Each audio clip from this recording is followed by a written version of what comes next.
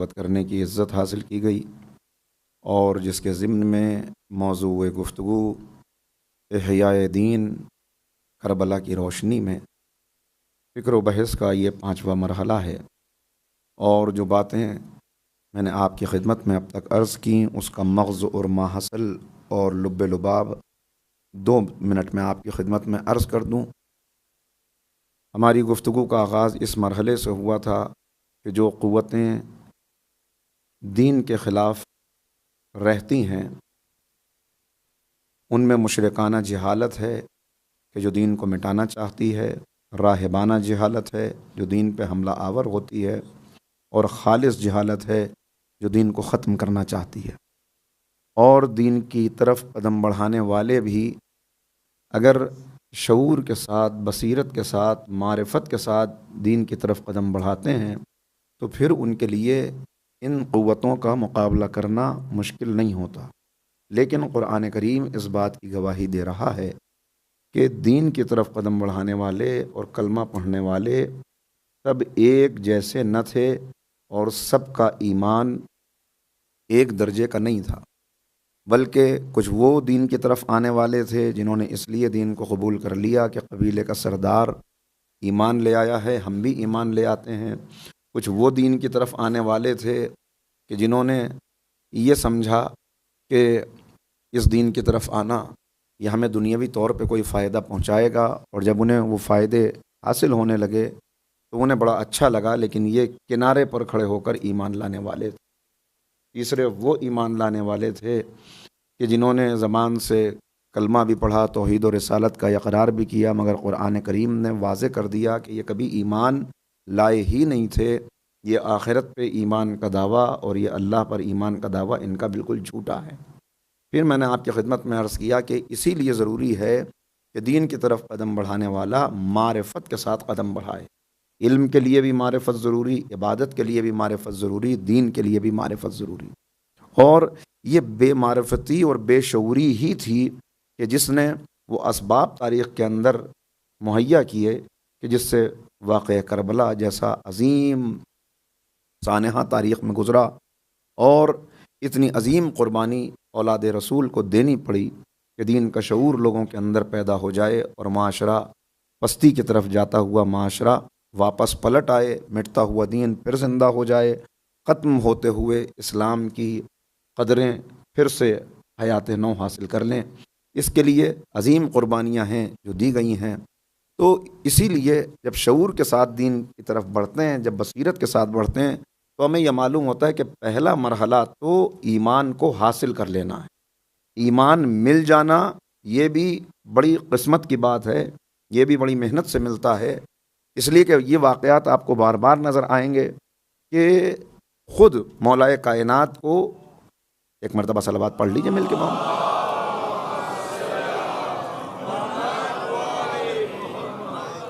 مولا کو ایک خط لکھا ہے آپ کے مخالف نے، جس کا جواب نہج البلاغہ میں موجود ہے، اس میں اس نے یہ دعویٰ کیا کہ ہم بھی ایمان لائے اور آپ بھی ایمان لائے، ہم نے بھی اسلام قبول کیا اور آپ نے بھی اسلام قبول کیا۔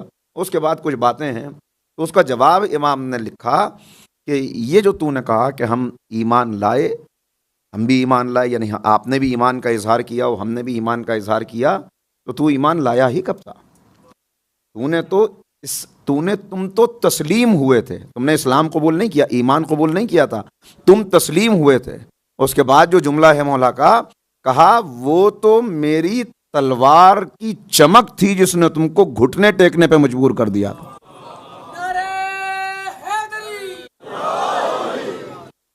یعنی وہ میری تلوار کی چمک تھی جس نے تمہیں گھٹنے ٹیکنے پہ مجبور کر دیا۔ تم نے اسلام قبول کب کیا تھا؟ تم ایمان لائے کب تھے؟ اور میں آپ کو سنا چکا کہ خود پیغمبر کی خدمت میں آنے والے جب آ کے اپنے ایمان کی بات کر رہے ہیں اور بڑے بڑے دعوے کر رہے ہیں تو قرآن کریم سورۃ الحجرات میں کہہ رہا ہے کہ ان سے کہہ دیجئے، اے پیغمبر ان سے کہہ دیجئے، قالت الاعراب آمنا قل لم تؤمنوا، یہ جو آپ کی خدمت میں آ کر بڑے بڑے دعوے کر رہے ہیں کہ ہم ایمان لائے، ان سے کہیے قل لم تؤمنوا، تم ایمان لائے کب ہو؟ ولکن قولوا اسلمنا، یہ کہو کہ ہم تسلیم ہوئے ہیں، ہم نے اسلام قبول کیا ہے۔ تو اسلام قبول کرنا اور ایمان لانا یعنی زبان پر کلمہ آ جانا اور دل میں روشنی اسلام کی پہنچ جانا، اس میں بڑا فرق ہے۔ جب دل میں روشنی پہنچ جائے تو یہ پہلا مرحلہ طے ہوا کہ ایمان مل گیا، ایمان کا مل جانا. دیکھیے بہت توجہ کیجیے گا, پہلا مرحلہ ہے ایمان کا مل جانا, دوسرا مرحلہ ہے ایمان پر ڈٹ جانا. ایک مرتبہ کہہ دیا قالوا ربنا اللہ ثم استقاموا, کہہ دیا کہ اللہ ہمارا رب ہے, ثم استقاموا, اس کے بعد استقامت جم گئے اس کے اوپر. تو پہلا مرحلہ ایمان کا مل جانا, دوسرا مرحلہ ایمان پر ڈٹ جانا, تیسرا مرحلہ ایمان کا آخری وقت تک باقی رہ جانا. ایمان کا باقی رہ جانا, اسی کی دعائیں تو ہم دن رات کرتے ہیں کہ ایمان باقی رہے, ہمیں ثابت قدم رکھ, ہمیں ایمان پر قائم رکھ. تو یہ تینوں مرحلے جب انسان کو حاصل ہو جائیں تب وہ کامیابی کے ساتھ اس دنیا سے جاتا ہے. اور بحمد اللہ مطمئن ہیں ہم اس بات پر کہ اللہ کا لاکھ لاکھ احسان ہے کہ ہمیں ایمان کی یہ دولت ملی ہے. آپ یہاں موجود ہیں اس فرش مجلس پر کہ جس کے لیے معصوم کے جملے یہ ہیں کہ ہم اس مجلس سے محبت کرتے ہیں, اس مجلس سے محبت کرتے ہیں. نہیں, آپ کے لیے کیا فرمایا, ہمارے لیے کیا فرمایا, وہ بھی سن لیجئے. امام معصوم فرما رہے ہیں انی احب ریحکم و ارواحکم, ہمیں تمہاری خوشبو سے محبت ہے. ایک صلوات تو پڑھیں اس بات پہ.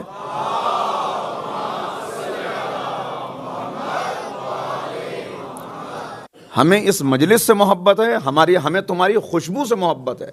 یعنی اس منزل پر بندہ آ جائے, یہ اس فرش مجلس کا فیض ہے کہ معصوم یہ کہہ دے کہ ہمیں تمہاری خوشبو سے محبت ہے. تو ایمان مل تو گیا ہے بحمداللہ, اب اس ایمان پر جمے رہنا اور اس ایمان کو سلامتی کے ساتھ لے جانا, قبر تک محفوظ لے جانا, یہ بڑا مرحلہ ہے. اور یہ مرحلہ بھی انشاءاللہ اسی محبت اہل بیت کے صدقے میں طے ہو جائے گا.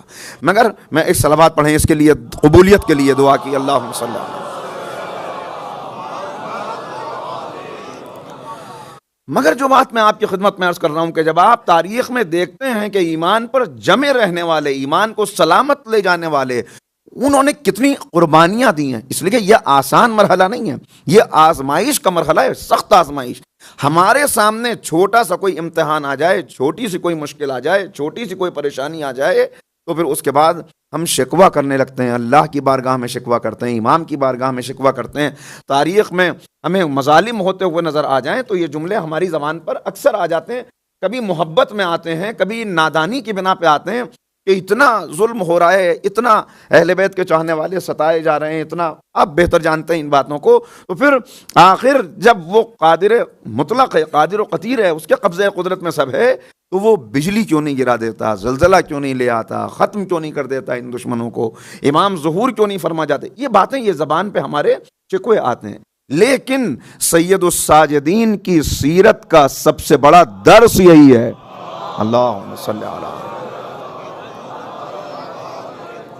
کل جو میں نے آپ کی خدمت میں باتیں عرض کی اور آج اگر آپ غور کریں تو یہ سید سجاد کی سیرت کا سب سے بڑا درس ہے کہ کیا تم پر مصیبتیں جو آئیں, جب تم پر مصیبتیں آئیں تو ان مصیبتوں کو ہماری مصیبتوں کے سامنے رکھنا اور پھر اپنے آپ سے سوال کرنا کہ کیا تمہاری مصیبتیں ہماری مصیبتوں کا عشر عشیر بھی ہیں, 10واں حصہ بھی ہیں, 100واں حصہ بھی ہیں, اور اس کے بعد پھر تم ہمارے چاہنے والے ہو, ہمیں تمہاری خوشبو سے محبت ہے, ہمیں تم سے محبت ہے, ہم تمہارے لیے دعائیں کرتے ہیں, ہم برکتیں جو تمہارے پاس آتی ہیں وہ ہماری دعاؤں کے نتیجے میں آتی ہیں, جو کچھ قائم ہے وہ ہماری وجہ سے قائم ہے. اس کو معصومین نے فرمایا بھی ہے بار بار.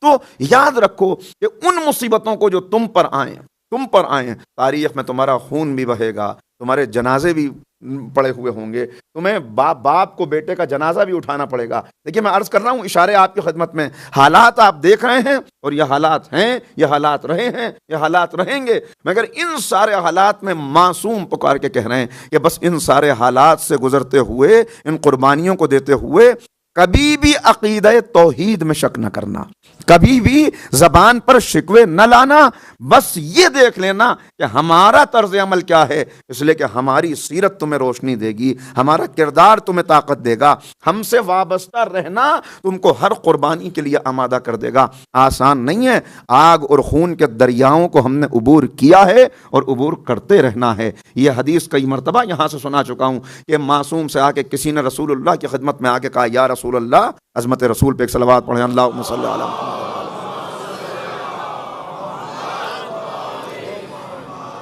پیغمبر کی خدمت میں آ کے کہہ رہا ہے کہ میں آپ سے بڑی محبت کرتا ہوں، میں بڑی محبت کرتا ہوں آپ سے۔ نبی کریم نے اس کے چہرے کو دیکھا، ہاں چہرے کے اوپر اس کے دعوے میں صداقت نظر آئی۔ کہا ہم سے محبت کرتا ہے؟ یا رسول اللہ محبت کرتا ہوں۔ کہا اچھا فقر و فاقے کے لیے تیار ہو جائے، فقر و فاقے کے لیے تیار ہو جائے اگر ہم سے محبت کرتا ہے۔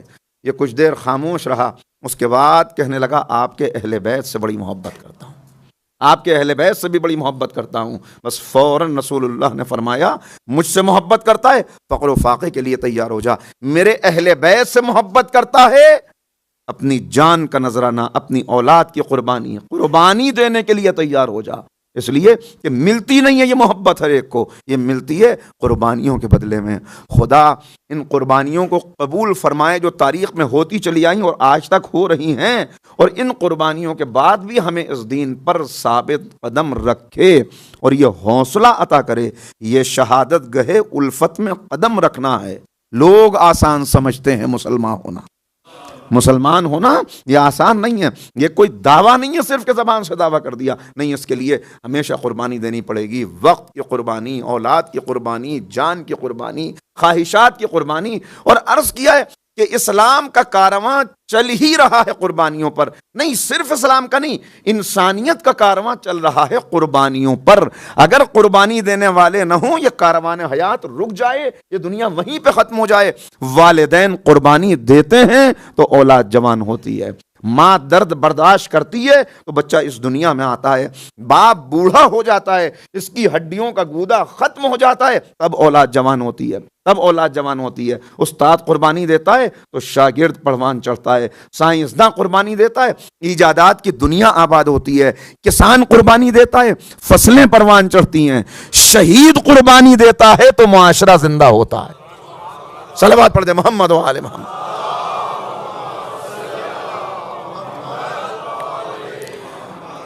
تو وقت کی قربانی، اولاد کی قربانی، خواہشات کی قربانی، بڑی قربانیاں ہیں جو اس راہ میں دینی پڑتی ہیں، اور ان قربانیوں کو دینے کا حوصلہ ہمیں جن ہستیوں سے ملتا ہے ان میں ایک نام سید الساجدین زین العابدین حضرت علی ابن الحسین علیہ السلام کا۔ اس میں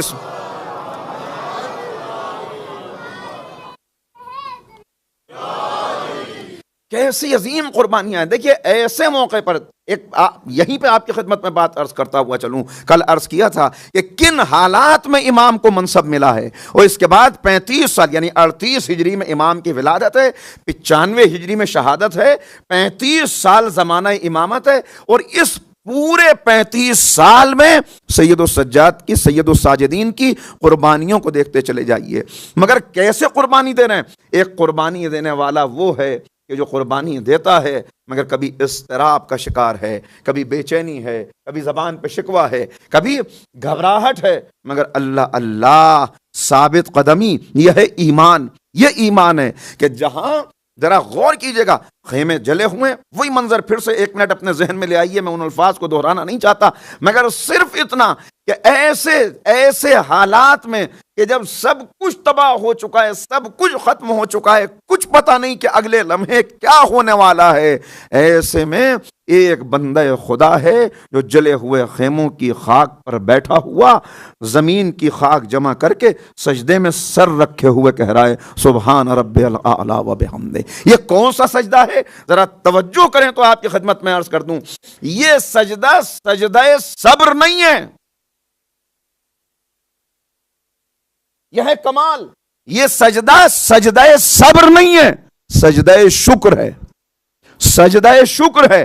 ان حالات میں جہاں انبیاء کے قدم بھی لرزنے لگتے ہیں، انبیاء بھی ایک مرحلے کے اوپر آ کے پھر گزر جائیں اس مرحلے سے مگر صبر کرتے ہیں، جس مرحلے پہ انبیاء صبر کرتے ہیں وہاں سید سجاد شکر کر رہے ہیں، سید سجاد وہاں شکر کر رہے ہیں۔ پالنے والے تیرا شکر ہے کہ تو نے ہمیں ان آزمائشوں میں ثابت قدم رکھا، تو نے ہمیں ان سے ثابت قدم گزارا، یہاں سے گزر رہے ہیں۔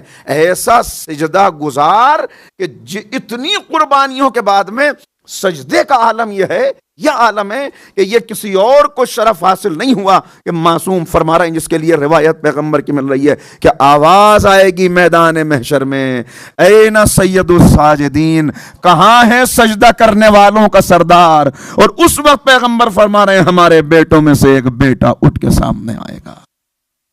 ایسے عالم میں کیسے سجدے ہیں؟ پوچھنے والا پوچھ رہا ہے کہ آقا آپ کے بابا اتنے سجدے کیا کرتے تھے؟ کہا ہاں اتنے سجدے، نعمتیں قرآن پڑھتے ہوئے نعمت کی آیت سامنے آ گئی، سجدے میں گر گئے، کسی دو لوگوں کے اندر صلح کرا لی، سجدے میں گر گئے، اللہ کی نعمتوں کا خیال آ گیا، سجدے میں گر گئے، اپنی قربانیوں میں کامیابی یاد آ گئی، سجدے میں گر گئے، اپنے باغ میں پہنچے، ایک ایک درخت کے نیچے سجدہ کر رہے ہیں، ایک ایک درخت کے نیچے سجدہ کر رہے ہیں، اتنے سجدے، ان حالات میں سجدے کہ سید الساجدین بن گئے۔ اللہ اکبر۔ اور امام کے جو القاب ہیں، زین الصالحین، زین المجتہدین، سجاد سجدے کرنے کی وجہ سے، زین العابدین، عبادتوں کی زینت بن جائے۔ اور جو خود زین العابدین ہیں، جو خود سید الساجدین ہیں، جب کسی نے کہا مولا آپ تو اتنے سجدے کرتے ہیں، اتنی عبادتیں کرتے ہیں، آپ تو زین العابدین ہیں، تو اب زین العابدین بتا رہے ہیں کہ زین العابدین تو میرے دادا علی مرتضیٰ ہیں، ان کے سجدوں کا کون جواب لا سکتا ہے؟ صلوات پڑھ دے محمد و آل محمد۔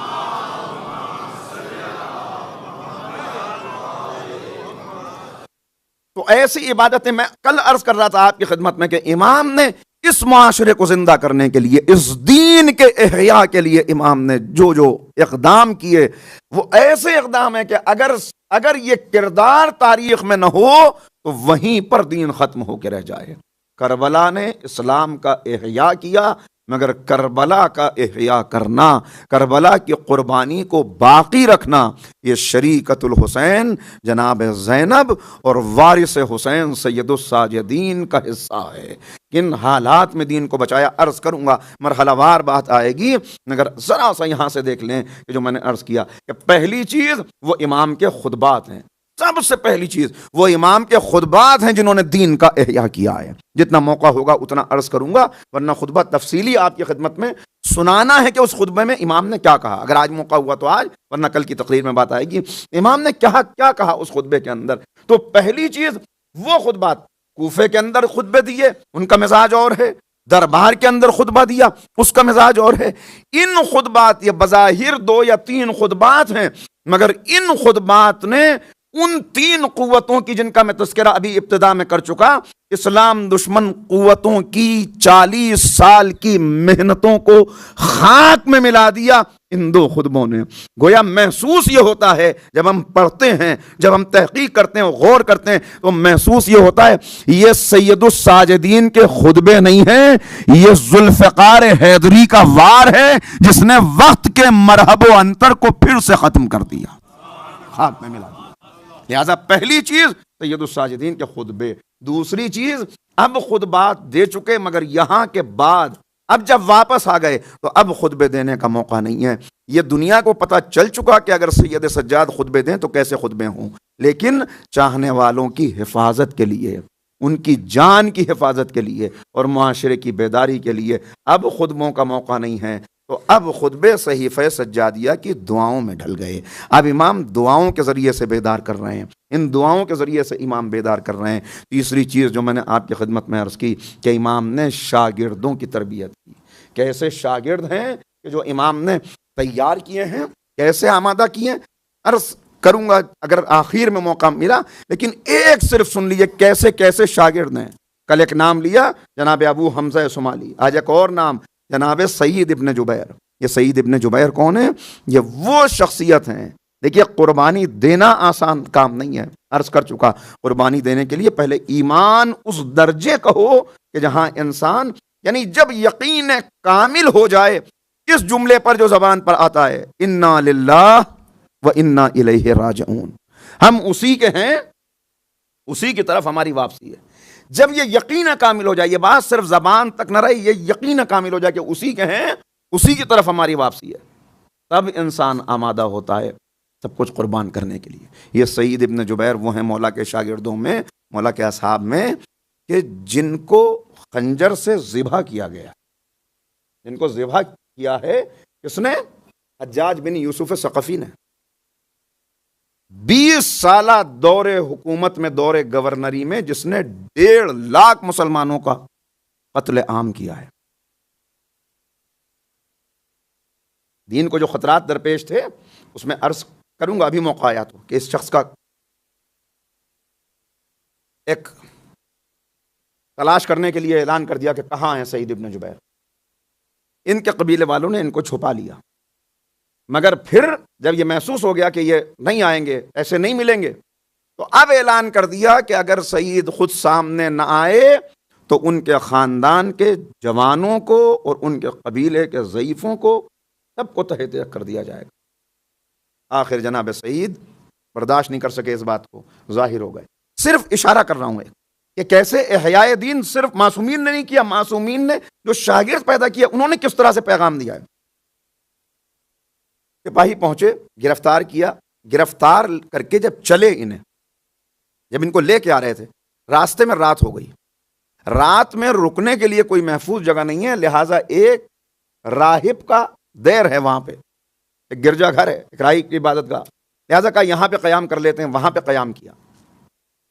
رات گزرنے لگی، سعید ابن جبیر کو گرفتار کرنے والے بھی آپ کے کردار کو اتنی اچھی طرح جانتے ہیں کہ وہ خود بار بار معذرت کر رہا ہے کہ سعید مجھے معلوم ہے کہ آپ کیا شخصیت ہیں، مجھے معلوم ہے کہ آپ کا کردار کیا ہے، مگر آپ جانتے ہیں کہ اگر میں نے اس خدمت کو انجام نہ دیا، آپ کو گرفتار نہ کیا، حاکم تک نہ پہنچایا، تو میرے بچوں کو تحت کر دیا جائے گا۔ جناب سعید نے جب دیکھا کہ مجھے پہچانتا ہے، کہا ایک میں جانتا ہوں کہ مجھے تحت کر دیا جائے گا، مار دیا جائے گا، لیکن ایک میری آخری خواہش ہے، اس کو پورا کر دے۔ دیکھ اب تو رات ہو گئی ہے، ہمیں یہیں پہ رکنا ہے، ہو سکتا ہے یہ رات میری زندگی کی آخری رات ہو، لہٰذا اس رات کو میں عبادت میں بسر کرنا چاہتا ہوں۔ یہ ہیں اہل بیت کے چاہنے والے، آپ دیکھ رہے ہیں، یہ ہیں زین العابدین سے درس عبادت لے کر زندگی گزارنے والے، کہ کہہ رہے ہیں ہو سکتا ہے کل میری آخری رات ہو، لہذا اس رات کو عبادت میں بسر کرنا چاہتا ہوں، بس مجھے اتنی اجازت دے دے کہ میں عبادت کر سکوں رات بھر، ان زنجیروں کو کھول دے۔ اس نے زنجیروں کو کھول دیا، کہا دیکھ یہ راہب کا دیر ہے، یہ جگہ میرے عبادت کرنے کی نہیں ہے، لہٰذا میں اس دیر سے باہر جاؤں گا، یہ کھلے ہوئے آسمان کے نیچے میں رات میں عبادت کروں گا، پھر جب وقت ہوگا اس کے بعد تو مجھے گرفتار کر کے لے جانا۔ اس نے کہا، پہلے اس میں تذبذب ہوا اسے کہ باہر چلے جائیں گے، لیکن جانتا ہے کہ یہ اپنی بات کے دھنی ہیں، اچھا میری طرف سے اجازت ہے۔ اس وقت وہ راہب سامنے آیا، اس نے کہا آپ باہر جا کے عبادت نہ کریں، یہیں پہ عبادت کر لیں، اس لیے کہ میں ہر دن دیکھتا ہوں کہ یہاں رات یا اسی جگہ کے قریب میں کہیں کسی شیر کا ٹھکانہ ہے، اس کی کوئی گفا ہے، وہ روز یہاں سے گزرتا ہے، آدھی رات کے بعد میں وہ ادھر سے گزرتا ہے، لہٰذا آپ یہاں عبادت نہ کریں۔ کہا نہیں، میں یہاں عبادت نہیں کر سکتا، میں وہیں پہ عبادت کروں گا۔ آئے، اللہ اکبر، مشغول عبادت ہو گئے۔ اب وہ راہب بار بار کہہ رہا ہے کہ تم جس قیدی کو لے جانا چاہتے ہو تم اسے زندہ نہیں لے جا سکو گے، اس لیے کہ ابھی کچھ دیر کے بعد شیر اس کو پھاڑ دے گا، اس کو ختم کر دے گا۔ کچھ دیر گزری تھی، شیر آیا، راہب نے کہا دیکھو میں نے تم سے نہیں کہا تھا، مگر اب عجب منظر دیکھا کہ شیر جو ہم کرتا ہوا دہاڑتا ہوا آ رہا تھا، جیسے ہی قریب آیا، آ کے ان کے جسم کو سونگنا شروع کیا۔ سعید مصروف عبادت ہیں، شیر جسم کو سونگ رہا ہے، اور اس کے بعد ایسے سامنے بیٹھ گیا جیسے پالتو جانور بیٹھ جاتا ہے۔ جناب سعید عبادت کیے جا رہے ہیں، وہ ایک پالتو جانور کی طرح، ایک چوپائے کی طرح بیٹھا ہوا ہے۔ یہ منظر دیکھا، ادھر عبادت مکمل ہوئی، ادھر وہ راہب آگے بڑھا، کہا پہلے اپنا ہاتھ بڑھاؤ تاکہ میں تمہارے ہاتھ پہ اسلام قبول کر لوں۔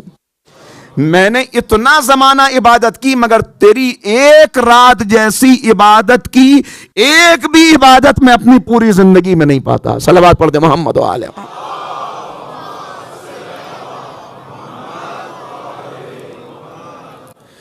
تو امام نے غلاموں کو خریدتے تھے، ہر سال غلام خریدتے تھے، ایک سال اپنے زیر تربیت رکھتے اور رمضان کی آخری شبوں میں ان غلاموں کو آزاد کر دیتے تھے، اس وعدے کے ساتھ کہ اب تم جہاں رہو ہمارا پیغام آگے پہنچا دینا۔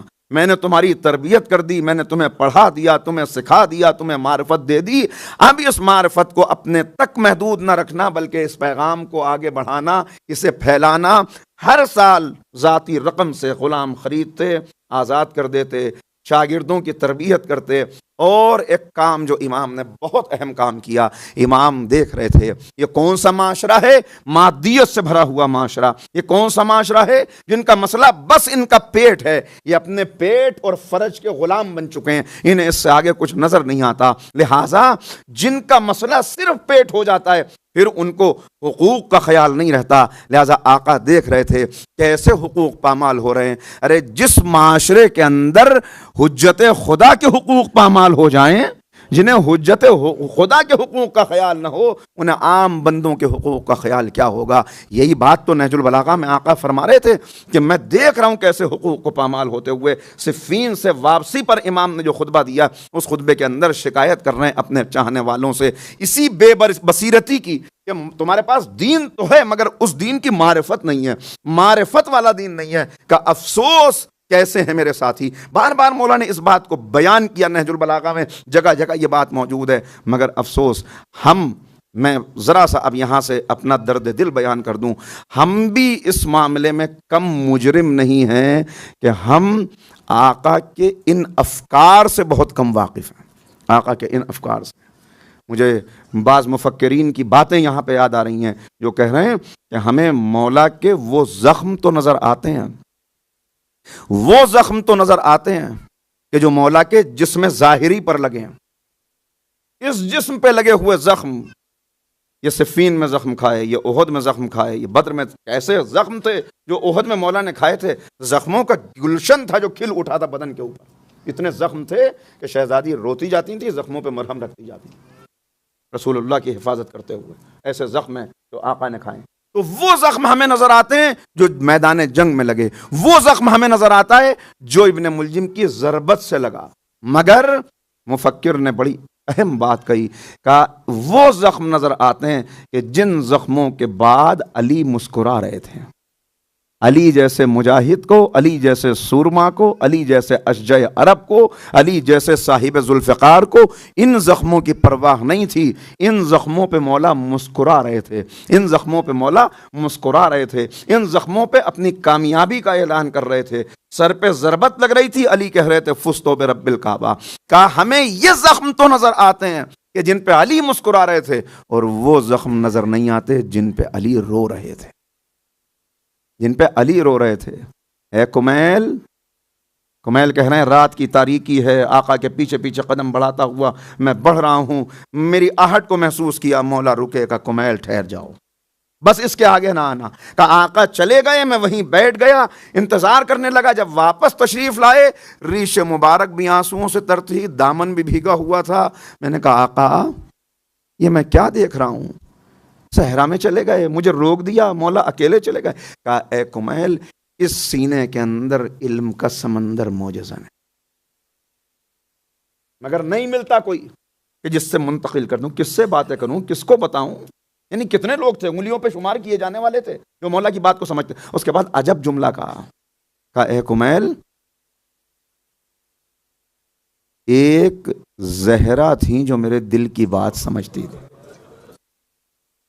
وہ بھی مجھے اکیلا چھوڑ گئی. چلا جاتا ہوں رات کی تاریکی میں، کنووں کے اندر منہ ڈال کے خطبے دیتا ہوں، کنووں کے اندر منہ ڈال کے گفتگو کرتا ہوں. مولا بیان فرما رہے ہیں. تو یہ زخم یہ کہاں ہے؟ یہ کون سے زخم ہے جو ہمیں نظر نہیں آ رہے؟ اور دیکھیے ان زخموں پہ تو ہم رو رہے ہیں، اور ہم نہیں روئیں گے تو کون روئے گا، کہ جن پہ آقا مسکرا رہے تھے. مگر ان زخموں کی ہمیں بھنک بھی نہیں ہے جن پہ آقا رو رہے تھے، رات کی تاریکی میں رو رہے تھے، تنہائی میں رو رہے تھے، شکوہ کرتے ہوئے رو رہے تھے. لہٰذا خدا را تھوڑا وقت نکالیے، مولا کے اقوال پڑھیں، مولا کے خطبے پڑھیں، مولا کی شارٹ سینگز پڑھیں، مولا کے وہ شکوے پڑھیں جو مولا نے کیے ہیں، تاکہ معلوم ہو پتا چلے کہ ایک مولا کا چاہنے والا کیسا ہوتا ہے، اسے کیسا ہونا چاہیے، وہ کون سی صفات ہیں جو ہمارے اندر آنی چاہیے۔ خطبۃ المتقین پڑھیں تاکہ معلوم ہو ایک متقی کی صفات کیا ہیں۔ مولا کی وہ وصیت پڑھیں جو بستر شہادت سے کر رہے تھے تاکہ پتا چلے آقا ہم سے چاہتے کیا ہیں، فرد کی حیثیت سے، خاندان کی حیثیت سے، معاشرے کی حیثیت سے۔ مولا کے وہ جملے، وہ باتیں پڑھیں کہ جنہیں یاد کر کے مولا رو رہے تھے۔ میرا ایک بھائی تھا جس کا نام ابو ذر تھا، کاش کہ آج وہ زندہ ہوتا۔ عثمان بن مظعون تھا، آج وہ زندہ ہوتا۔ ارے میرا مالک اشتر تھا جو مجھے چھوڑ کے چلا گیا۔ آواز آئی تو کیا کہہ رہے ہیں جب خبر آئی شہادت کی، کیا کہہ رہے ہیں مولا؟ مولا کہہ رہے ہیں آج میرا بازو ٹوٹ گیا، میرا بازو ٹوٹ گیا۔ یہ کیوں ان کو یاد کر رہے ہیں؟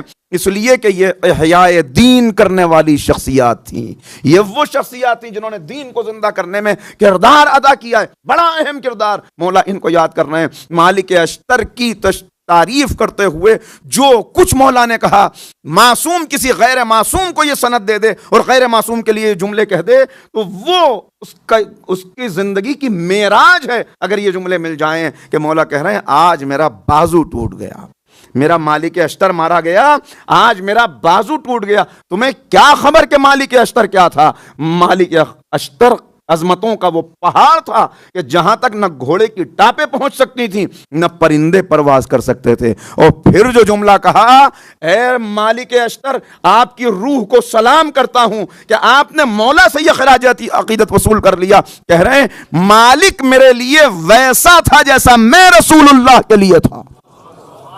صلوات پڑھ دیں محمد و آل محمد۔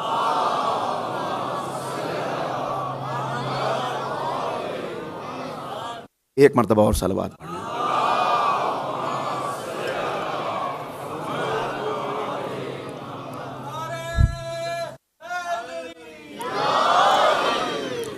تو بس عزیزو بات کہیں سے کہیں آئی۔ میں عرض یہ کر رہا تھا کہ ایمان کا مل جانا ایک مرحلہ ہے، ایمان پہ ثابت قدم رہنا دوسرا مرحلہ ہے، اور ایمان کو باقی لے جانا، سلامت لے جانا، وہ تیسرا مرحلہ ہے۔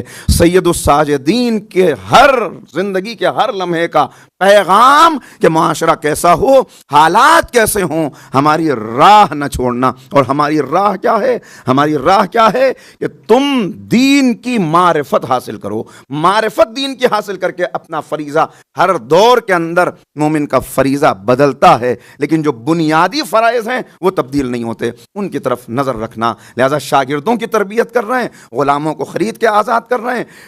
جو میں عرض کر رہا تھا کہ ایک چیز جس کی طرف نظر کم جاتی ہے اور جو پامال ہو جاتے ہیں، جب حجت خدا کے حقوق پامال ہو گئے تو ایک دوسرے کے حقوق کے تحفظ کا سوال کیا تھا۔ لہذا حقوق تھے جن کو پامال ہوتے ہوئے آقا دیکھ رہے تھے، یہاں کسی کو کسی کے حق کا خیال نہیں ہے۔ اس لیے کہ میں نے عرض کیا جب وہ مشرکانہ جہالت آ جاتی ہے تو پھر اس کے بعد ملوکیت پروان چڑھتی ہے۔ ملوکیت جب پروان چڑھتی ہے تو دو طبقے ہیں جن کو میں نے عرض کیا، جب یہ راہبانہ جہالت اور مشرکانہ جہالت ایک ساتھ مل جائے تو بڑا خطرناک ہوتا ہے، اور یہاں تو ساری جہالت ایک ساتھ جمع ہو گئی ہیں۔ خطرہ کیوں ہوتا ہے؟ اس لیے کہ ایسے میں ایک حاکم طبقہ ہوتا ہے، ایک نام نہاد مذہبی طبقہ ہوتا ہے۔ یہ مذہبی طبقہ کون سا مذہبی طبقہ؟ کون سے علماء؟ حقیقی علماء نہیں، بلکہ وہ علماء جو بچھے ہوئے دسترخوان کی خوشبو پر اپنا ایمان قربان کر دیں۔ جب ایسے علماء اور ایسے خود غرض حکمراں جمع ہو جائیں، حاکم ہو جانا، حکومت کا مل جانا یہ بھی ایک نعمت ہے اگر حاکم عادل ہو۔ جب ایسے جمع ہو جائیں تو اب حاکم کی غلطیوں پر پردہ ڈالتی ہے یہ جعلی مذہبیت، یہ جعلی علماء۔ نہیں، حاکم کے لیے ایسا نہ کہنا، حاکم کی طرف نہ دیکھنا۔ حاکم اگر ظلم بھی کرے تو برداشت کر لو۔ کیوں؟ اس لیے کہ تم نہیں جانتے، ان کے تو کرامن کاتبین بھی نہیں ہیں، ان کا حساب بھی نہیں ہوگا، وہ جو کریں وہ سب، اور جو قوت حاصل کر لے اسی کو حق ہے۔ بس اب آپ سمجھ گئے، اس سے زیادہ کی ضرورت نہیں ہے۔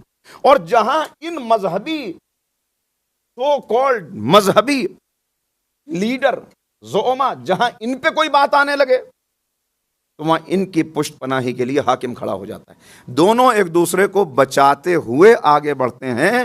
یہ صورتحال بڑی خطرناک ہوتی ہے کیونکہ اس میں عام انسان کے لیے حقیقت تک پہنچنا مشکل ہو جاتا ہے۔ حقوق پامال ہوتے رہتے ہیں اور خبر نہیں ہوتی۔ ایسے میں جو پانچواں اہم ترین کام سید الساجدین نے کیا وہ رسالت الحقوق ہے، ایک دوسرے کے حقوق بیان کرنے شروع کیے، حقوق بیان کیے۔ یہ جو جعلی علماء ہوتے ہیں یہ کہتے ہیں، دعوت دیتے ہیں اللہ کی طرف، آؤ آؤ عبادت کرو، بس تم عبادت میں مشغول رہو، عبادت میں مشغول رہو، حقوق اللہ ادا کرتے رہو، اور حقوق الناس کا کیا ہے اس کی طرف توجہ نہ کرو، اس لیے کہ اس کی طرف توجہ ہوگی تو پھر حاکم کا اپنا حق ہے، محکوم کا اپنا حق ہے، بھائی کا اپنا حق ہے، باپ کا اپنا حق ہے، بیٹی کا اپنا حق ہے، پھر سب کے حقوق ادا ہوں گے تو خزانے خالی ہونے لگیں گے، خزانے خالی ہونے لگیں گے تو مقصد ختم ہونے لگے گا، فوت ہونے لگے گا۔ لہٰذا فرعون و نمرود سے لے کر ہر دور کے خود غرضوں کے یہاں آپ کو یہی مزاج نظر آئے گا۔ اب یہاں سید الساجدین آگے بڑھ کے حقوق بیان کر رہے ہیں، والدین کے حقوق، اولاد کے حقوق، استاد کے حقوق، شاگرد کے حقوق، مسافر کے حقوق، آنکھ کے حقوق، کان کے حقوق، تمہارے پرائیویٹ پارٹس کے حقوق، حقوق لائیے ہیومن رائٹ کا چارٹر لے آئیے، سامنے رکھیے، اور سید الساجدین کے ان حقوق کو سامنے رکھیے جو آقا نے بیان کیے ہیں، ناقابل تصور ہے، جو ابھی کسی کے تصور میں بھی نہیں آیا، وہ حقوق ہیں جو آقا نے 1400 سال پہلے بیان کر دی ہے۔ لہٰذا ایک اہل بیت کا، جو میں نے عرض کیا کہ ایک مصیبت سے کس طرح گزریں، یہ سید الساجدین کا پیغام ہے۔ ہم سے روشنی لو، ہم سے توانائی لو، دوسرے حقوق، بندوں کے حقوق سے بے خبر نہ ہو جانا۔ بڑی غلط فہمی، بہت بڑی غلط فہمی جو جڑ پکڑ چکی ہے، جو غفلت میں مبتلا ہونے کی وجہ سے، وہ یہ ہے کہ بندے یہ سوچتے ہیں کہ جب میدان محشر کے ترازو کا سامنا ہوگا اور حقوق العباد کی بات ہوگی، جب حقوق العباد کی بات ہوگی کہ بتاؤ بندوں کے حقوق کتنے ادا کیے، تو ہم کہیں گے یہ تلاوت ہے، یہ سجدے ہیں، یہ حج ہیں، یہ زکوٰۃ ہے جو ہم نے دی ہے، یہ عمرے ہیں جو ہم نے کیے ہیں، عمروں پہ عمرے کیے چلے جا رہے ہیں۔ بہت اچھی بات ہے، بہت اچھا ہے، لیکن ذرا تصور کریں، ذرا سوچیں، کہیں ایسا تو نہیں ہے کہ پڑوس میں کسی کو 2 وقت کی روٹی میسر نہ آ رہی ہو اور میں اگلا عمرہ کرنے کی تیاری کر رہا ہوں؟ تو ایسے میں کیا میرے لیے بہتر ہے؟ حقوق کا خیال کرنا، چھوٹی چھوٹی چیزیں، چھوٹی چھوٹی باتیں، مگر یاد رکھیں پیغمبر، میں بہت جلدی سے اس روایت کو سنا دوں۔ پیغمبر سوال کر رہے ہیں اصحاب کے درمیان، تمہیں پتہ ہے مسکین کون ہے؟ مسکین کون ہے؟ کہ یا رسول اللہ، جس کے پاس 2 وقت کا کھانا نہ ہو، جس کے سر پہ سایہ نہ ہو، جس کے پہننے کے لیے لباس، اپنا اپنا اعتبار سے سب نے بتایا یہ مسکین ہے، یہ مسکین، اور کوئی تعریف کا سنو، یہ سب صحیح ہے جو تم نے بتایا، لیکن جانتے ہو حقیقی مسکین کون ہے؟ کہ حقیقی مسکین وہ ہے کہ جو جب اس دنیا سے رخصت ہو اور رب کی بارگاہ میں پہنچے تو اس کا دامن اعمال سے بھرا ہوا ہو، سجدے، نمازیں، نماز شب، تلاوتیں، دعائیں، سب ہو، مگر جب میدان محشر کا ترازو سجے اور اس سے کہا جائے لاؤ کیا لے کے آئے ہو، پیش کر غافل عمل کوئی اگر دفتر میں ہے، تو یہ بڑی شان سے آگے بڑھے، ہاں پورے عمل کا دفتر لے کے آیا ہوں، یہ ہے، یہ ہے، یہ ہے، کہا لیکن جیسے ہی یہ پلے میں وہ رکھے چیزیں، یہ میں اپنی طرف سے الفاظ اپنی ترجمانی کر رہا ہوں جلدی جلدی، کہ جب یہ رکھے سب، وہاں سے ایک شخص کھڑا ہو، میری غیبت کی تھی، ادھر سے وہ اٹھے، مجھ پہ تہمت لگائی تھی، وہاں اٹھے، میں اس کا بھائی ہوں، میرا حق نہیں دیا، پڑوسی اٹھے، میری طرف اس نے دیکھا نہیں، یتیم بچے کھڑے ہو جائیں، ہماری سرپرستی کرتا تھا نہیں کی، بیوائیں کھڑی ہو جائیں، ہر طرف سے آواز آئے، کہا بھائی ان کے حقوق کیوں نہیں ادا کیے تھے؟ اچھا کل نہیں کیے تھے، آج کرو، تو اب کہاں سے کرے؟ اب تو دامن خالی ہے، کہاں سے کرے؟ تو وہاں ایک سکہ چلتا ہے جس کا نام عمل خیر ہے، تو اب عمل خیر سے ان کے حق کو ادا کرو، نمازیں اس کو دے دو، روزے اس کو دے دو، حج اس کو دے دو، زکوٰۃ اس کو دے دو، کا ایک مرحلہ وہ آئے کہ اب دامن خالی ہے، یہاں سے بہت کچھ لے کے گیا، وہاں دامن خالی ہے، مگر تقاضے اب بھی پورے نہیں ہوئے، اس نے کہا میرا تو رہ گیا، میرا تو رہ گیا، اب کیا کریں؟ کہ اس کے جو گناہ ہیں وہ اس کے اکاؤنٹ میں ٹرانسفر کرو، پیغمبر فرما رہے ہیں یہ ہے حقیقی مسکین جو دامن عمل میں حقوق اللہ لے کے گیا اور وہاں نہ صرف خالی کھڑا ہے بلکہ دوسروں کے گناہوں کا بوجھ اپنی گردن پہ لاتے ہوئے ہے. تو حقوق سے بندے غافل نہ ہو جائیں، اس کے لیے سید سجاد رسالت الحقوق بیان کر رہے ہیں. صلوات پڑھ دے محمد و آلہ محمد.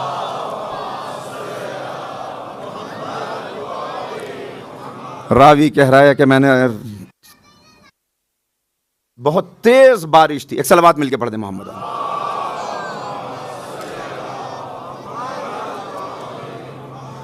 باتیں رہی جا رہی ہیں کہ بہت تیز بارش ہو رہی تھی، موسلادھار بارش، اور ایسے میں نے دیکھا کہ سید الساجدین کچھ وزنی سامان اٹھائے ہوئے بڑھتے چلے جا رہے ہیں. کہ میں جلدی سے آگے بڑھا. آقا اتنی تیز بارش ہے، موسم اتنا سخت ہے، آپ کہاں تشریف لے جا رہے ہیں؟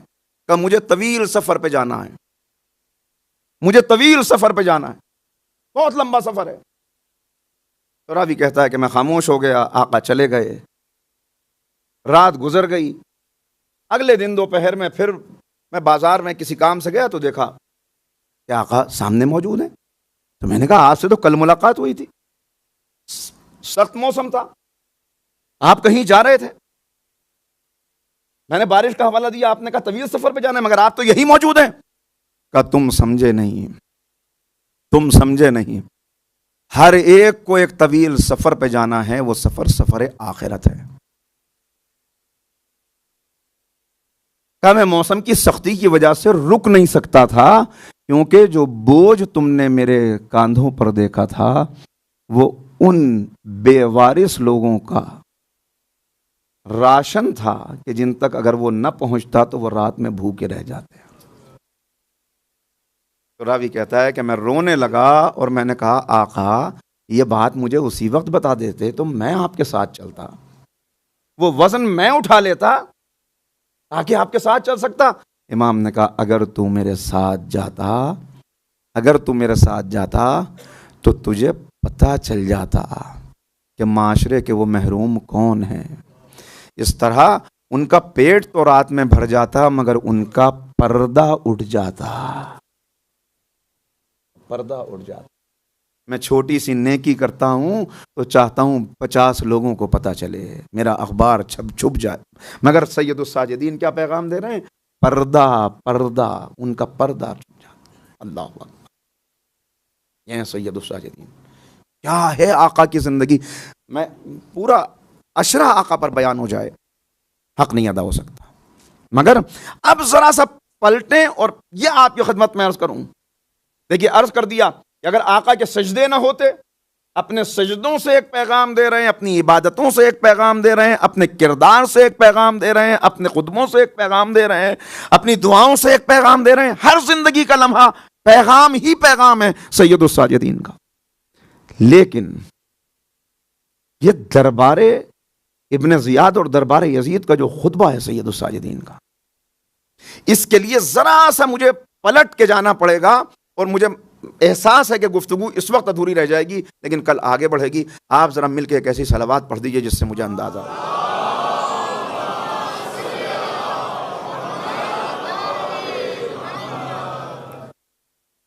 اور یہ یاد رکھیں، اللہ کی راہ میں اٹھایا ہوا قدم کبھی انسان کو نقصان نہیں دیتا، کبھی نقصان نہیں پہنچاتا. یہ بات جو میں نے اتنی آپ کی خدمت میں عرض کری، 2 جملے اور یہاں سے کہتا چلوں کہ جتنی باتیں میں نے آپ کی خدمت میں عرض کی کہ پیغام ہے، اس پیغام کو ہمیں اپنے صحیفہ دل پر لکھ لینا ہے. کیونکہ ہمیں کبھی کبھی ایسا ہوتا ہے، یہاں سے باہر نکلیں گے لوگوں کے جوتے کو چلتے ہوئے آگے بڑھ جائیں گے جان بوجھ کر، کبھی کبھی جان بوجھ کر. عرض کر دیا میں نے بندوں کے حقوق، بندوں کے حقوق کتنے اہم ہیں بندوں کے حقوق. اگر ہم یہاں سے گزر رہے ہیں، ہر چیز کا لحاظ رکھنا. ابھی 2 دن پہلے یہ بات کہی جا رہی تھی کہ پانی کی بوتل پی اور اس کے بعد اس کو کہیں پھینک دیا یا آدھا چھوڑ دیا، یہ ایک ایک قطرہ، یہ سب بندوں کے حقوق ہیں جن کو ہمیں ادا کرنا ہے. واش روم ہم یوز کر رہے ہیں، اس کے بعد ہمیں اسے دوسرے کے لیے قابل استعمال بنا دینا، یہ سب بندوں کے حقوق ہیں. یہ چھوٹی چھوٹی چیزیں یہ سب بندوں کے حقوق ہیں، لہٰذا ان حقوق کو آقا بیان فرمائیں، اور کس انداز سے یہ چھوٹی چھوٹی باتیں آقا کی زندگی میں کیسے نظر آتی ہیں۔ جتنا موقع ہے اتنا عرض کرنے کی سعادت حاصل کر لوں، اس لیے کہ وقت بھی کم رہا جا رہا ہے، مگر ذرا سا پھر پلٹ کے آئیے، میں آپ کو 3 منظر دکھانا چاہتا ہوں۔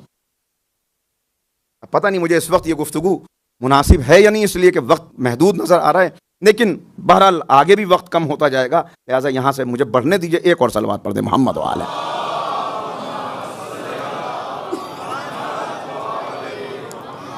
عرض یہ کرنا چاہ رہا ہوں کہ کیسے سید الساجدین کا وہ خطبہ کتنا اہم خطبہ تھا، اور یہ خطبہ اگر نہ ہوتا تو آپ یہ سمجھیے جو سب کچھ جو پیچھے سے چلتا ہوا آ رہا ہے وہ ساری قربانی، اس کا فیض اس انداز سے نہ پہنچ پاتا اگر یہ خطبہ نہ ہو۔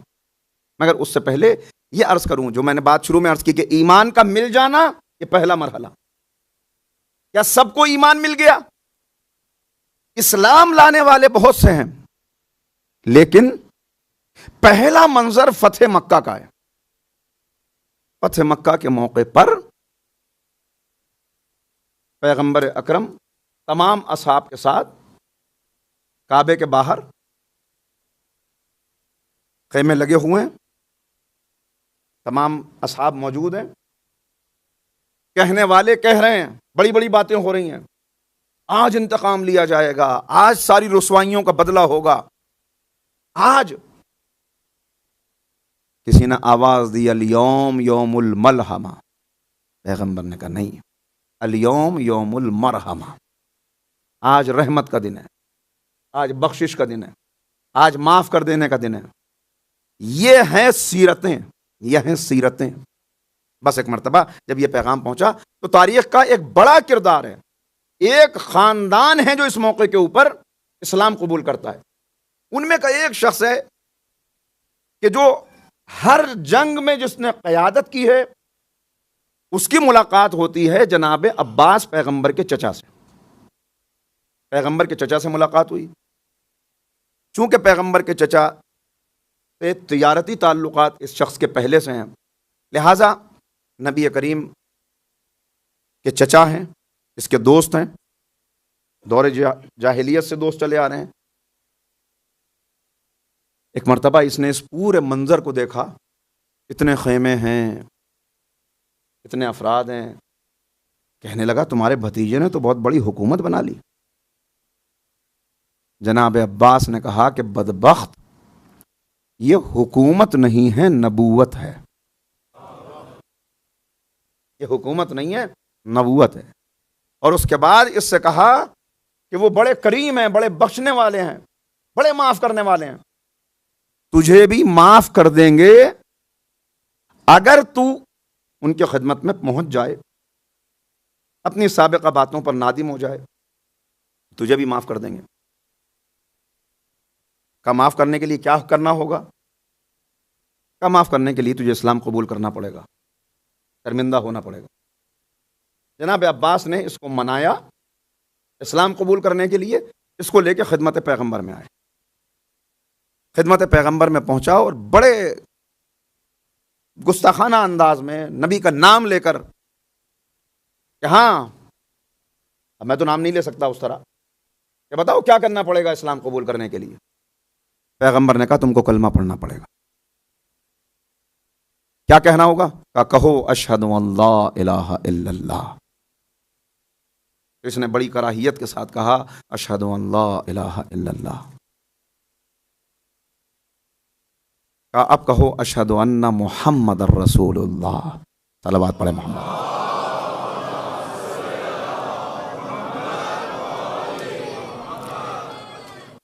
بس جیسے ہی یہ الفاظ اس نے سنے فوراً کھڑا ہوا پیر پٹک کے اور عباس سے کہنے لگا کہ یہ میں ہرگز نہیں کہوں گا، یعنی یہی تو جنگ چلی آ رہی ہے۔ یہ جملے اور یہ کہہ کے جناب عباس روکتے رہ گئے اور یہ وہاں سے پیر پٹکتا ہوا باہر چلا گیا کہ یہ میں نہیں کہوں گا۔ انہوں نے پھر اس کو اگلے دن لانے کی کوشش کی کہ چل اب چل کے معافی مانگ لے، اب چل کے 2 دن لگ گئے۔ 2 دن میں پھر اس کو منایا اور پھر اس کو لے کے آئے اور اس سے کہا کہ پڑھ تو اب پھر اس نے اشہد ان لا الہ الا اللہ تو کہہ دیا، مگر دوسرا جملہ پھر کہنے کے لیے تیار نہیں تھا، بار بار اپنا ہاتھ چھڑاتا تھا اور جانے کے لیے اٹھتا تھا۔ جناب عباس نے کہا کہ پڑھ لے کلمہ۔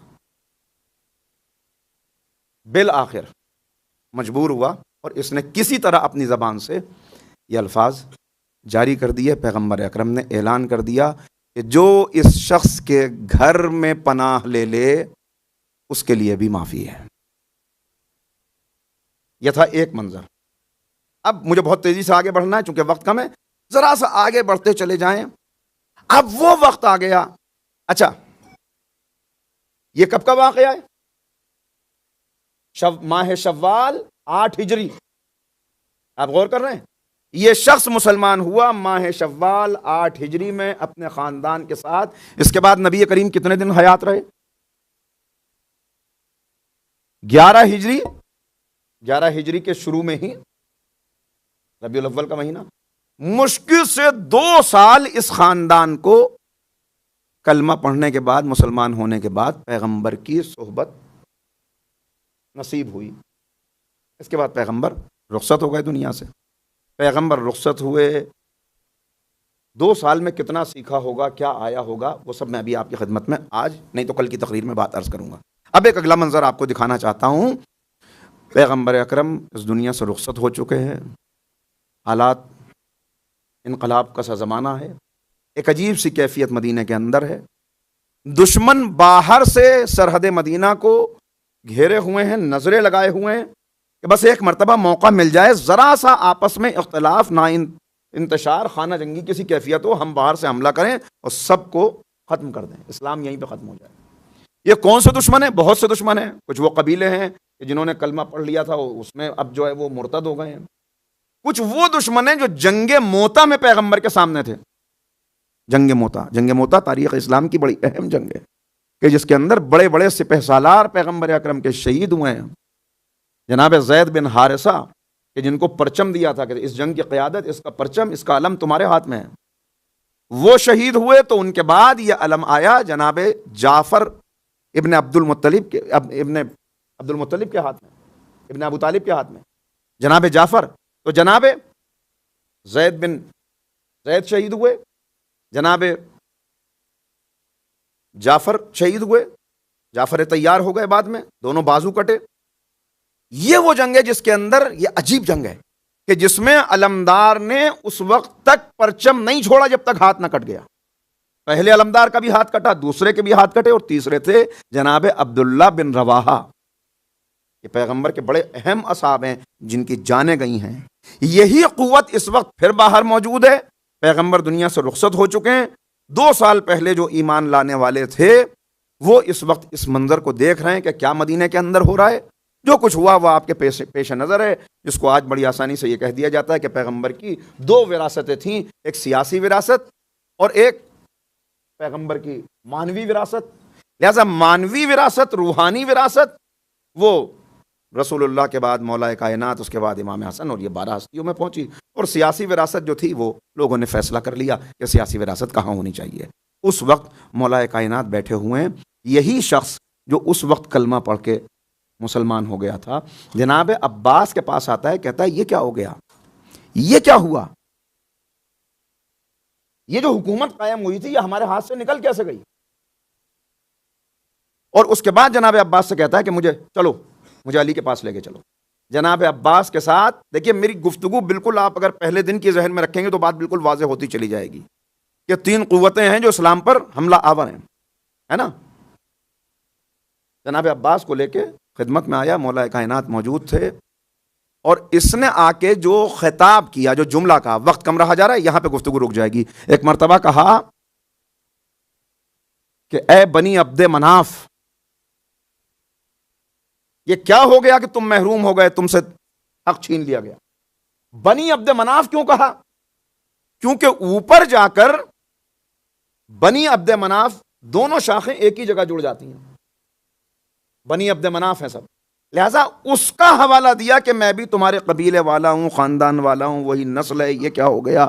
دیکھتے نہیں ہر طرف طوفان اٹھ رہا ہے، اس طوفان سے اگر اپنے آپ کو بچانا ہے، محفوظ کرنا ہے، طوفان کا مقابلہ کرنا ہے تو خون سے اس طوفان کا مقابلہ کرو، اور بس مجھ کو اشارہ کرو، تمہارے ایک اشارے پر میں مدینے کے گلی کوچوں کو سواروں اور پیادوں سے بھر دوں۔ غور کیا آپ نے؟ بس ایک مرتبہ رحمت کے رخ پہ جلال آیا، مولا نے اپنا چہرہ اٹھایا، اس کی آنکھوں میں دیکھا اور کہا تو کب سے اسلام کا حامی ہو گیا؟ چلا جا، وہ راستہ کھلا ہوا ہے، تو کب سے اسلام کا حامی ہو گیا؟ اور اس کے بعد کہا ہاں طوفان ہے، طوفان۔ اس کا جواب آپ کو پڑھنا ہو نہج البلاغہ کا 5واں خطبہ پڑھیے گا۔ امام نے کہا ہاں طوفان ہے، مگر اس طوفان کا مقابلہ خون سے نہیں ہوگا، اس طوفان کا مقابلہ کرنے کے لیے ہدایت کی کشتیوں کو رواں کر دو، ہدایت کی کشتیوں کو رواں کر دو۔ مولا نے کہا چلا جا یہاں سے، نکال دے۔ وقت تمام ہو گیا۔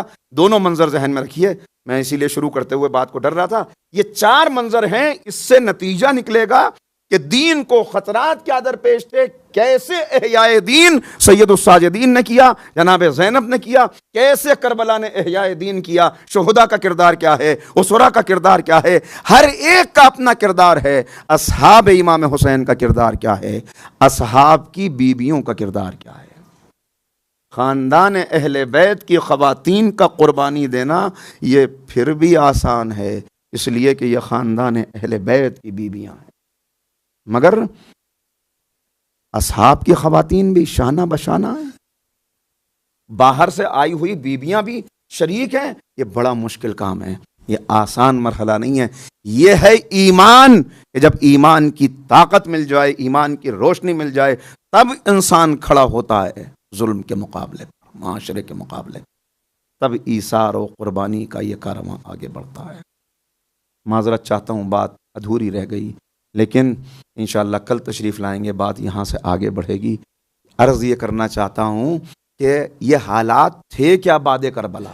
یہ بعد کربلا کے حالات میں اگر سید سجاد کا یہ خطبہ نہ ہوتا، جناب زینب کا یہ خطبہ نہ ہوتا، اور اس کے بعد جو راہ کوفہ و شام کے واقعات ہیں اگر وہ نہ ہوتے تو آج کا اسلام کہاں ہوتا؟ وقت نہیں بچا زیادہ، مگر اتنا عرض کروں عزیزو، راہ کوفہ سے یہ قافلہ گزر رہا ہے۔ کوفہ کون سا شہر ہے اور کوفے سے کیسے یہ قافلہ گزرا ہے، بس اتنا عرض کرتا ہوں کہ جب مولا کی کوفے میں حکومت تھی اور اس وقت جب بیویوں کو مدینے سے کوفہ لایا گیا، امام حسن آئے، بابا سب خواتین آ گئی ہیں، سرحد کوفہ کے باہر رکی ہوئی ہیں، بیویاں بہت تھکی ہوئی ہیں، کیا بیویوں کو لے آئیں؟ امام نے کہا نہیں، ابھی دن کا اجالا ہے، ابھی بازاروں میں رونق ہے، ابھی لوگ اپنے گھروں سے چہل پہل کے لیے نکلے ہوئے ہیں، ابھی نہیں، ذرا دن ڈھلنے دو۔ دن ڈھلا، پھر آئے، آ کے پھر پوچھا گیا آقا اب بیویوں کو لے آئے سیدانیوں کو؟ کہا نہیں، ابھی پوری طرح رات نہیں ہوئی، ابھی بھی کچھ لوگ ہیں جو اپنے گھروں سے باہر ہیں، ذرا ابھی اور ٹھہر جاؤ۔ جب رات پوری طرح چھا گئی تب آقا خود تشریف لائے کوفے سے باہر، اور اس طرح بیویوں کو لے کے آئے کہ آگے آقا خود تھے، ادھر امام حسن تھے، امام حسین تھے، جناب عباس تھے، بنی ہاشم کے جوانوں کا حلقہ تھا، سب کے جھرمٹ میں شہزادیاں اپنے بیت الشرف میں پہنچیں۔ کیا زینب کو یہ منظر یاد نہ ہوگا؟ آج اسی شہر میں داخل ہونا ہے اور قافلہ باہر رکا ہوا ہے۔ عزیزو، سید سجاد کے غم کیا ہیں؟ کس نے ایک 22 سال کے جوان کو بوڑھا کر دیا؟ کیا سبب تھا کہ ایک امام اتنا رویا کہ خون کے آنسو رویا؟ آزادارو، کسی نے پوچھا مولا بتائیے تو صحیح کیا کیا مصیبتیں گزری؟ مولا کیا مصیبتیں؟ کہا ہم پہ 7 مصیبتیں ایسی گزری کہ جنہیں میں کبھی بھول نہیں سکتا، جن میں سے ایک مصیبت کا کل بیان کیا، دوسری پہ آج گفتگو روک رہا ہوں، 2 منٹ اور مصائب سن لو عزادارو۔ امام کہتے ہیں کہ کوفے کے شہر کے باہر روک دیا گیا دروازے کوفہ پہ۔ ایک مرتبہ جناب زینب نے پوچھا، اے فضا یہ قافلہ رکا ہوا کیوں ہے، اندر داخل کیوں نہیں کیا جا رہا؟ کہ بی بی اس لیے کہ ابھی بازار سجائے جا رہے ہیں، ابھی بازار سجائے جا رہے ہیں۔ میں اتنا سننا تھا۔ ایک مرتبہ بی بی نے کہا ذرا اس قافلے کے سردار کو ذرا بلا دو، پیغام پہنچا، ادھر سے شمر آیا، خولی آیا، کہا کیا بات ہے؟ کہا دیکھو یا تو دن گزرنے کا انتظار کر لو اور ہمیں رات کی تاریکی میں کوفے کے اندر داخل کرنا، یا ہمیں چادریں دے دو تاکہ ہم اپنے سروں کو چھپا لیں۔ عجب جملہ شمر ملون نے کہا زینب اب تم کوفے کی شہزادی نہیں ہو، ہماری قیدی ہو، جیسے چاہیں گے ویسے لے کے داخل ہوں گے۔ میں اتنا سننا تھا، علی کی بیٹی کو چلا لایا، کہا مجھے مجبور سمجھتا ہے۔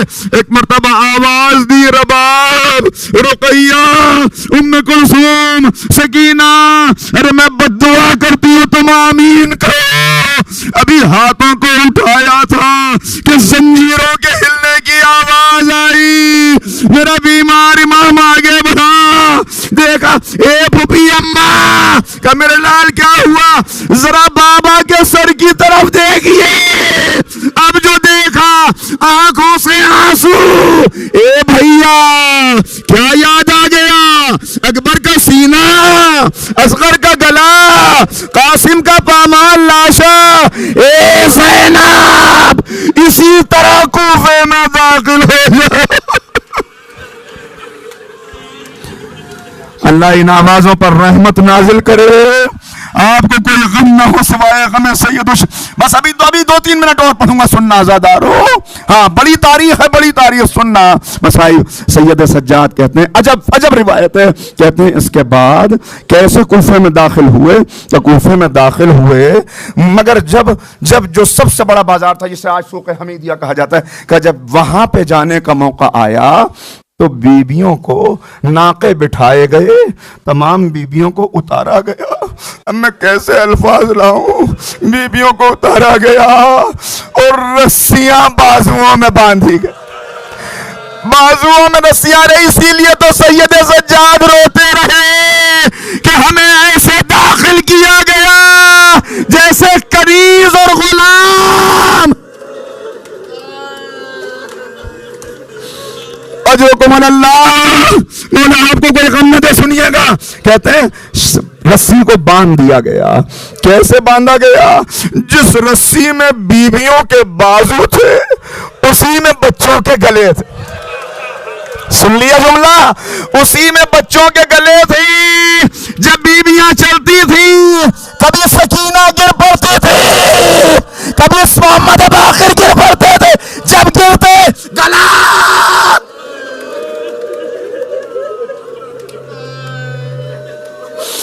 امام کہتے ہیں کہ قافلہ چلا، اب کیسے چلیں وہ بیبیاں رہے جن کا کسی نے کبھی سایہ نہ دیکھا ہو، انہیں بازار میں جانا ہو تو کہا بیبیوں کے قدم نہیں اٹھ رہے تھے، بیبیاں بڑھ نہیں رہی تھی، قدم نہیں اٹھ رہے تھے۔ تو ایک مرتبہ ظالم نے اشارہ کیا، اشارے کا مطلب سمجھے؟